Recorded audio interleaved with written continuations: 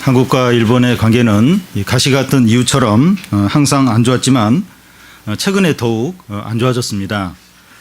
그 이유를 두 가지로 볼 수 있는데, 하나는 일제 식민지 때 한국인 강제징용에 대한 보상을 요구했기 때문이고, 다른 하나는 이 해상에서 한국 함정이 일본 함정에 대해서 네이더 조준을 이제 했기 때문입니다.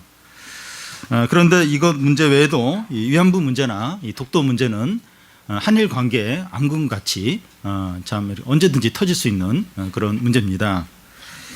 얼마 전에 정부는 이 독도 방어 훈련을 실시했는데, 그 일본은 그것에 대해서 심각한 유감을 표현했습니다. 일본은 이 학생들의 교과서에 독도는 이제 일본 영토다 이렇게 실었습니다. 이 독도를 둘러싼 분쟁의 해결은 그 역사적인 사실을 정확하게 밝힘으로 가능하다고 할 수 있습니다. 지금 암몬 사람과 이스라엘 백성 사이에 요단강 건너편 아래쪽 그 영토에 대해서 지금 이제 분쟁이 생겼습니다. 그런데 이런 문제를 그 역사적인 사실에 근거해서 대화로 해결하려고 하는 것이 아니라, 암몬 사람들이 군대를 이끌고 와서 강제로 그 땅을 빼앗으려고 하고 있습니다. 힘이 있는 쪽은 힘으로 하려고 하지 대화로 하려고 하지 않습니다. 이스라엘 백성들은 이런 상황에서 너무나 두려워하고 절망하고 있습니다. 무기도 제대로 없고 싸울 군사도 없고, 더더욱 백성들을 이끌고 나가서 싸울 리더자도 없습니다. 이스라엘 백성과 이 장로들은 이 문제를 어떻게 할까 회의를 하다가 길앗이라는 사람의 그 첩의 아들인 그 입다를 데리고 오기로 결심합니다. 입다는 그 길앗이 기생을 통해서 낳은 아들인데, 길앗의 본 부인이 아들을 낳자 집에서 이제 쫓겨나서 따로 이제 살았습니다. 입다는 첩의 아들이지만 큰 용사이고 신앙의 인물이었습니다. 이스라엘 백성들은 입다를 그들의 이제 장관으로 삼고 모든 것을 그에게 맡기게 됩니다. 입다는 이스라엘의 리더자가 된 후에 암몬과 바로 전쟁을 하는 것이 아니라 대화를 통한 외기술로 그 문제를 이제 해결하려고 합니다. 이 고려의 신하 서희가 거란족이 침입했을 때 이렇게 그 대화로談판을 이뤄서 그 거란족을 이렇게 물러가게 했는데, 입다도 이제 그런 외교술로 대화로 이 문제를 해결하려고 합니다. 그런데 암몬 왕은 그 땅이 자기 땅이 아니라는 자기 땅이 아니라는 게 이렇게 드러났음에도 불구하고 그 욕심을 안 버려요. 그래서 결국은 전쟁을 하게 되고 입다가 크게 승리를 하게 됩니다. 먼저 이 대화로 문제를 해결하려는 입다입니다. 입다는 이 전쟁을 하려고 이 자기 나라 백성을 이끌고 나온 암몬 왕에게 사람들을 보내서 대화를 시작합니다. 12절, 13절을 좀 보면,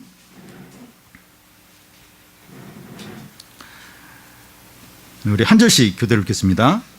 입다가 암몬 자손의 왕에게 사자를 보내 이르되, 내가 나와 무슨 상관이 있기에 내 땅을 치러 내게 왔느냐 하니,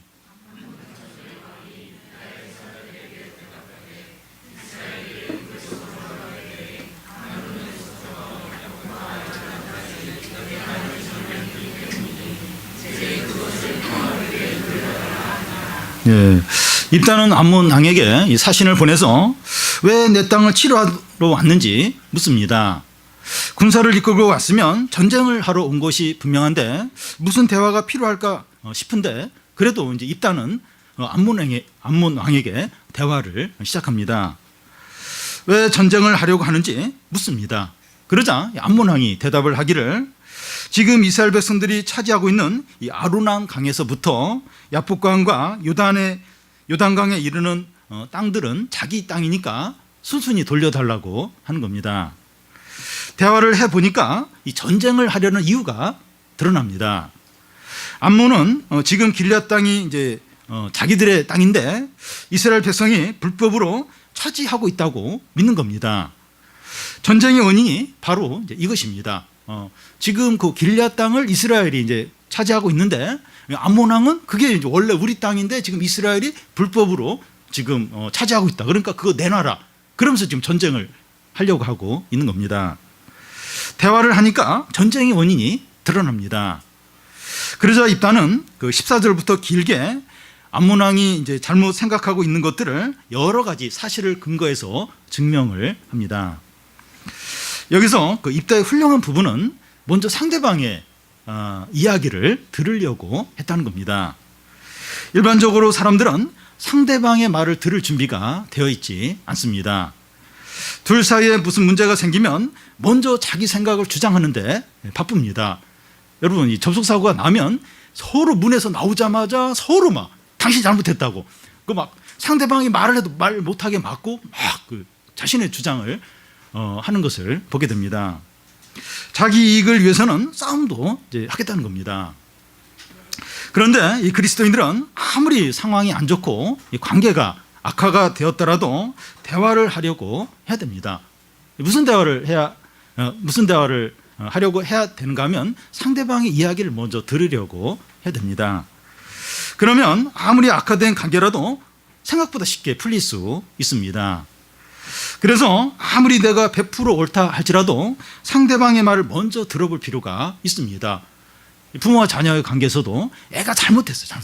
100% 잘못했어요. 뭐 증거도 다 있고 들어오기만 해봐라. 그래서 막 들어오자마자 막 잡으려고 그러기보다 그렇게 하고 싶더라도 일단 와서 어떻게 된 건지 물어보면 이 부모가 그 전에 생각했던 것과 다르다는 것을 이렇게 발견할 때가 있습니다. 그래서 완전히 100% 내가 옳다 할지라도 상대방의 얘기를 먼저 들으려고 해야 됩니다. 다음은 그 입다의 세 가지 논증입니다. 입다는 이 암몬 왕의 말을 듣고 나서 입다 자신의 생각을 충분히 말할 기회를 갖게 됩니다.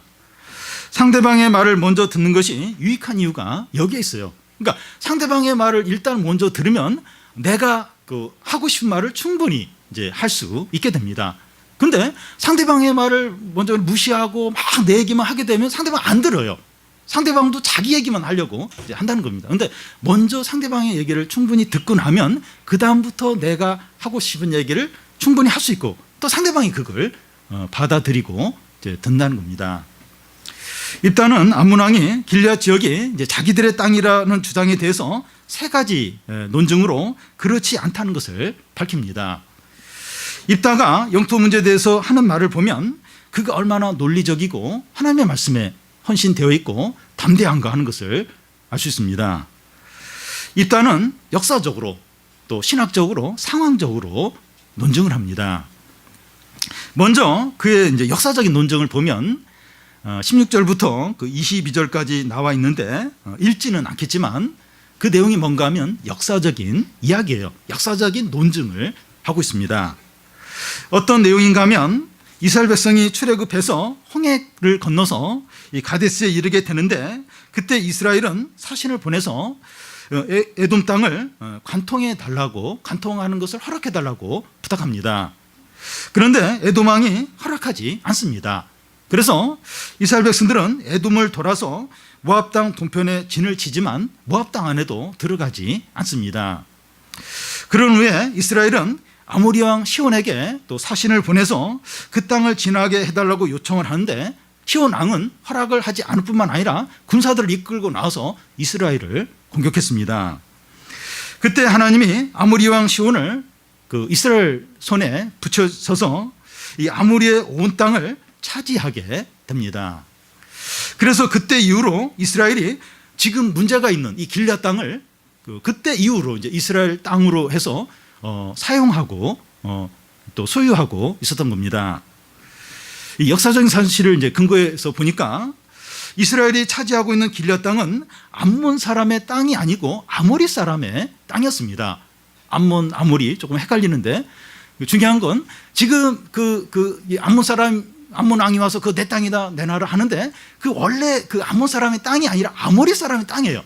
그 시온 왕으로부터 이렇게 이스라엘이 전쟁에서 차지한 그 땅이 지금 지금 암몬 왕이 내 땅이다 내놓으라고 하는 바로 그 땅입니다. 그러니까 암몬 왕의 원래 땅이 아니라 아모리의 땅이었고 하나님이 이제 승리를 주셔서 이스라엘이 그 땅을 이제 지금까지 차지하고 있었던 겁니다. 암몬 왕이 자기들의 땅이라고 주장하는데 전혀 근거가 없었습니다. 역사적으로 보니까 이스라엘 땅이 분명합니다. 이 땅은 두 번째로 신학적인 논증을 이제 합니다.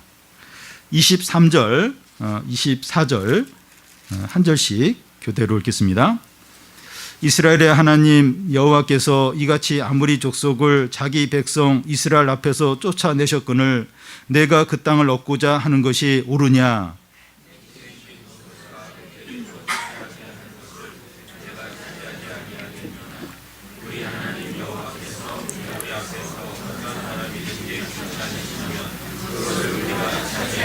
네. 지금 이스라엘이 차지하고 있는 땅은 여호와께서 자기 백성을 위해서 아무리 사람을 쫓아내고 차지하고 있는 겁니다.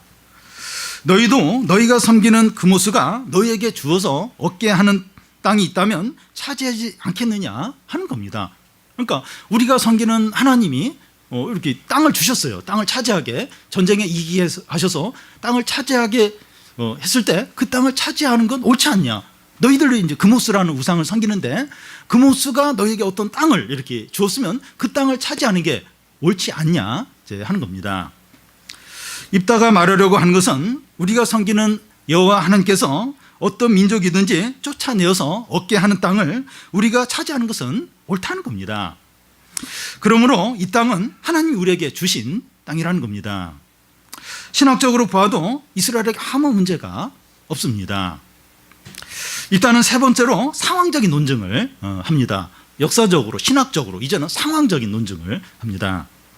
26절을 보면 이스라엘이 헤스본과 그 마을들과 아로엘과 그 마을들과 아로난 강가에 있는 모든 성읍에 거주한 지 300년 이거늘 그동안 너희가 어찌하여 도로 찾지 아니하였느냐. 이스라엘이 길앗 땅을 차지하고 소유한 지가 300년이 지났다는 겁니다. 그 땅이 진정으로 너희들의 땅이었다면 왜 300년 동안 가만히 있다가 지금 내놓으라고 하느냐 하는 겁니다.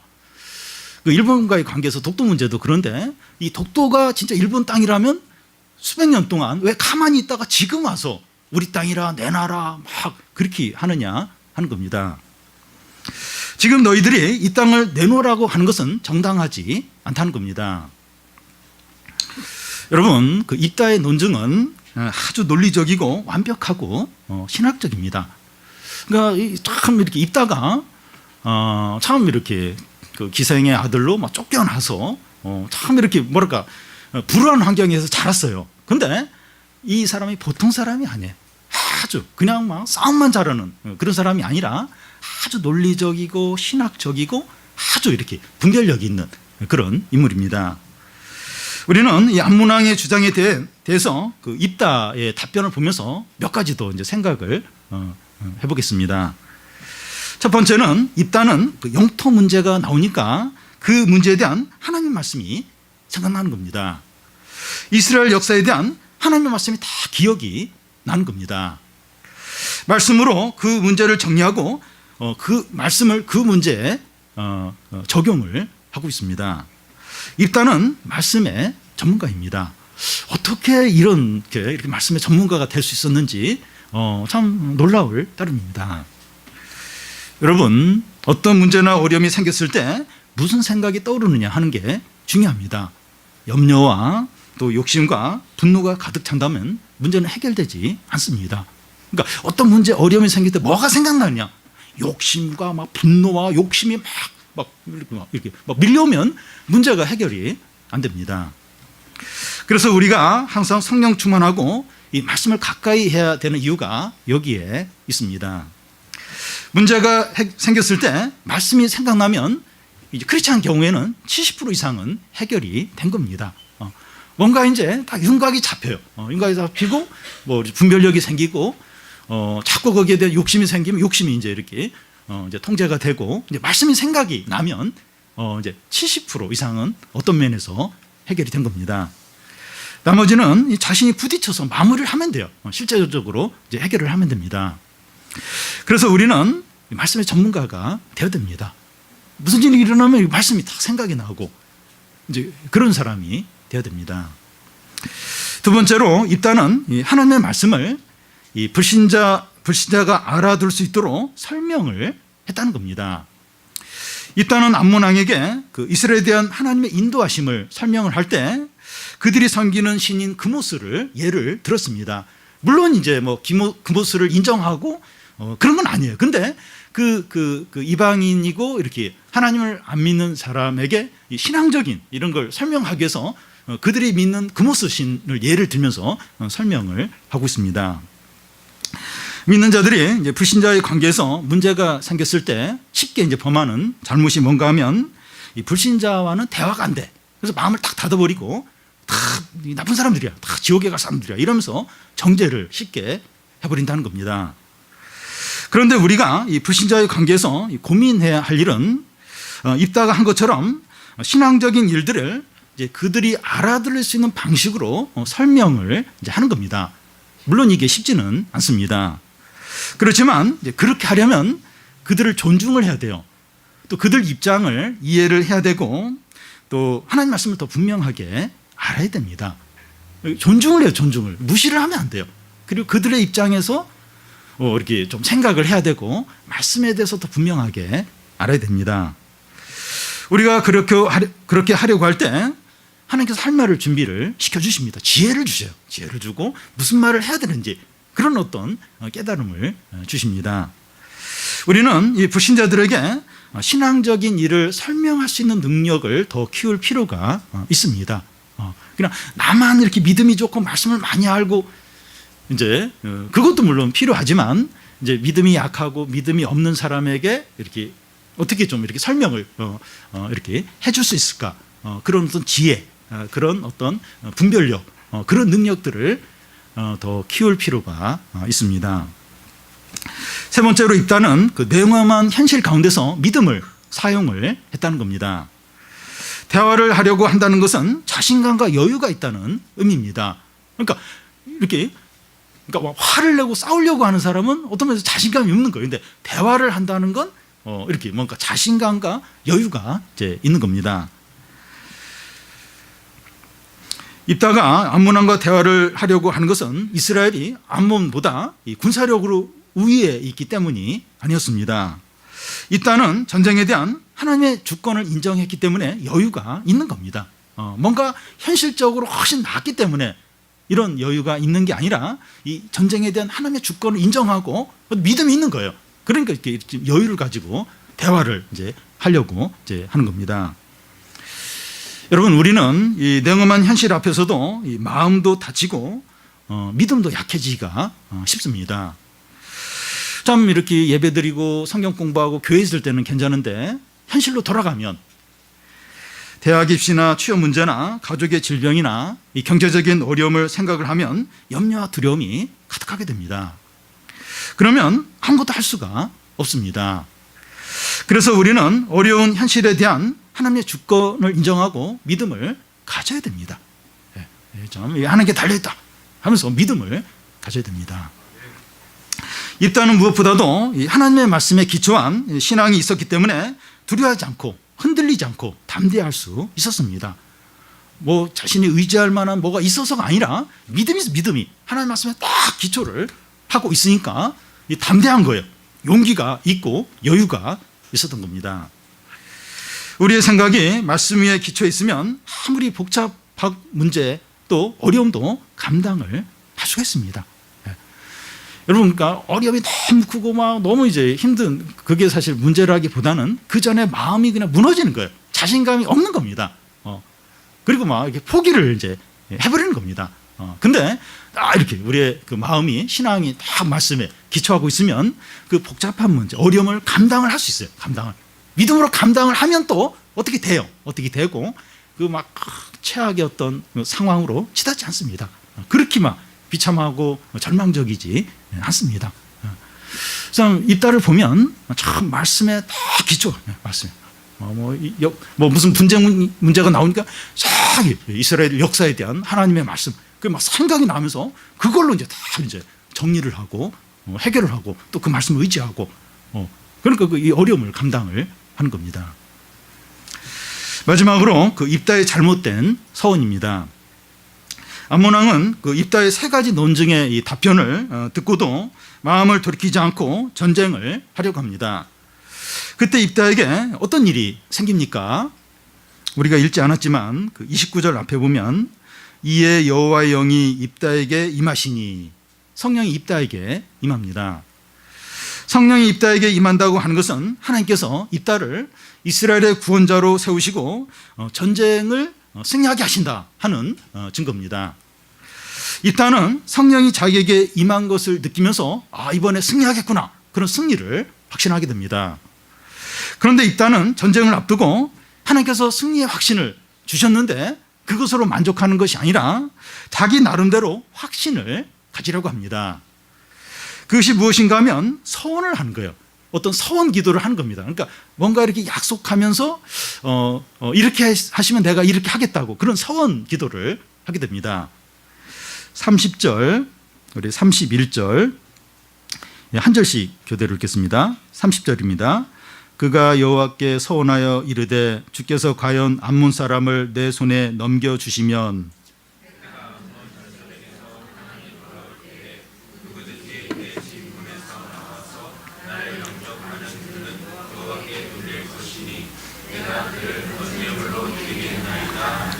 네.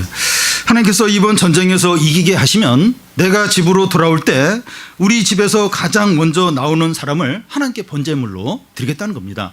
이 번제물은 보통 이렇게 하나님께 제사를 드릴 때 짐승을 잡아서 죽여서 이제 이렇게 하나님께 제물로 드리는데, 내가 전쟁에서 이기고 이렇게 집에 돌아올 때 우리 집에서 가장 먼저 나오는 사람을 내가 하나님께 번제물로 드리겠다고, 그런 서원 기도를 이제 합니다. 무서운 서원 기도인데 그만큼 입다는 이제 비장한 겁니다. 이 전쟁에서 꼭 이겨야 된다는 거예요. 그래서 어떻게 보면 가장 힘든 어려운 그런 이제 서원 기도를 하고 있습니다. 그런 후에 입다는 이스라엘 백성들을 이끌고 나가서 싸웠는데 여호와께서 암몬 자손을 입다의 손에 붙여서 큰 승리를 거둡니다. 입다가 승리하여 미스바로 돌아와서 자기 집에 이제 이르렀을 때 누가 제일 먼저 마중을 나옵니까? 자기의 외동딸, 딱 하나밖에 없는 딸이 작은 장구를 치면서 너무 기뻐하면서 제일 먼저 그 집 앞에서, 그 집 문에서 나오는 겁니다. 가장 기쁜 날이 가장 슬픈 날로 바뀌는 순간입니다. 왜 입다는 이런 서원 기도를 했을까요? 입다의 신앙이 훌륭하고 뛰어났지만 그의 신앙에는 불안정한 부분이 있었던 겁니다.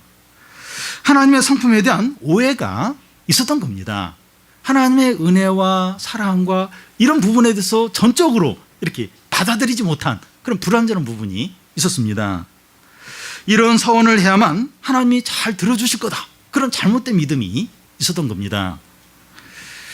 여러분, 입다가 전쟁에서 이기게 되었는데 입다가 서원했기 때문이, 서원 기도를 했기 때문이 아닙니다. 입다가 승리한 것은 하나님의 뜻입니다. 입다가 서운하지 않았어도 하나님 입다에게 승리를 주실 겁니다. 이 서원의 문제가 뭡니까? 이 서원기도 하는 게 왜 문제가 됩니까? 하나님을 자기가 서원하는 그 기도에 제한시키는 것이죠. 하나님을 자기가 서원하는 것에 이렇게 제한을 이제 시키는 겁니다. 내가 이런 서원을 했으니까 하나님은 내가 원하는 것을 반드시 들어주셔야 한다 하면서 강하게 요청을 하는 겁니다. 배수진을 치고 요청을 하는 겁니다. 배수진을 치고 하나님, 내가 이런 서원 기도하니까 내가 지금 기도하는 걸 꼭 들어주셔야 됩니다 하면서 자기가 하는 서원에 하나님을 제한을 시키는 거예요.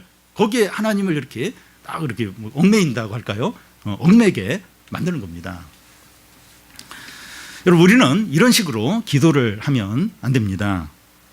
예배를 빠지지 않을 테니까, 성경을 일독할 테니까, 내가 얼마의 헌금을 할 테니까 하나님은 나에게 이렇게 해주셔야 됩니다.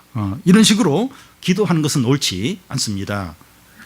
이렇게 하는 것은 하나님을 우리 욕심 안에 제한시키는 거예요. 욕심 안에 막 강제로 끌어오는 것과 같습니다. 우리에게 중요한 기도 제목이 있고 간절히 원하는 것이 있을 때 어떻게 해야 됩니까? 진짜 이렇게 서원 기도를 뭘 하나 걸고 싶은, 중요한 걸 걸고 싶을 정도로 너무 원하는 거, 너무 중요한 그런 기도 제목이 있어요. 그럴 때 어떻게 해야 됩니까? 하나님의 신실하심과 은혜를 의지해서 기도를 하는 겁니다. 하나님의 신실하심, 하나님의 은혜, 하나님의 말씀을 붙들고 간절히 기도를 하는 겁니다. 우리가 간절히 원하는 것은 기도할 수 있지만 하나님의 뜻에 전적으로 맡겨야 됩니다. 내가 이렇게 기도하니까 반드시 하나님 그렇게 해 주셔야 됩니다. 나 그렇게 하지만 나 어떻게 할 겁니다. 그러면서 하나님 위협하고 그러면 안 되고 간절하게 기도하지만 하나님 뜻에 모든 걸 맡겨야 됩니다. 왜냐하면 우리는 땅에 있고 하나님은 하늘에 계세요. 우리는 육체를 가졌고 하나님이 영이십니다. 우리는 너무 작아요. 이 티끌 같고 하나님은 온 우주보다도 크신 분이십니다. 그래서 내 생각, 내 거기에 하나님을 억지로 끼워 맞추고 하나님도 무조건 내가 원하는 대로 해 주셔야 되고 그건 욕심이죠. 욕심은 교만이고 하나님을 이제 무시하는 게 되는 겁니다. 그래서 아주 간절하게 기도를 하지만 그 결과는 하나님의 뜻에 맡게 됩니다.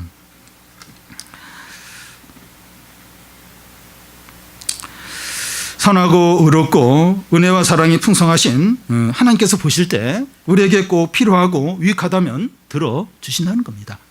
하나님 의로우신 분이에요. 우리를 진짜 사랑하시는 분이십니다. 하나님 보실 때 진짜 필요하다, 진짜 유익하다, 그러면 들어주세요. 들어주십니다. 우리가 뭔가를 걸면서 기도하지 않아도 들어주세요. 들어주십니다. 하나님 은혜와 사랑이 풍성하신 분이세요. 그리고 꼭 필요하다, 유익하다 싶으면 들어주십니다. 내가 꼭 뭘 걸고 막 배수진을 치고 하나님 막 위협하고 그렇게 하지 않아도 들어주십니다. 오늘 말씀이 우리에게 무엇을 말합니까? 말씀의 사람이 되라는 겁니다. 무슨 문제가 생기면 말씀이 생각나고 그 말씀을 적용하는 겁니다. 그럴 때 복잡하고 어려운 문제가 단순해집니다. 여러분 왜 힘든가 하면 복잡해요. 뭐가 뭔지 모르니까 막 침체가 되고 낙심이 되는 겁니다. 그런데 말씀이 생각나고 그 말씀을 적용할 때 복잡하고 어려운 문제가 단순해집니다. 그러면 이제 어떤 해결의 실마리가 이제 생기는 거죠.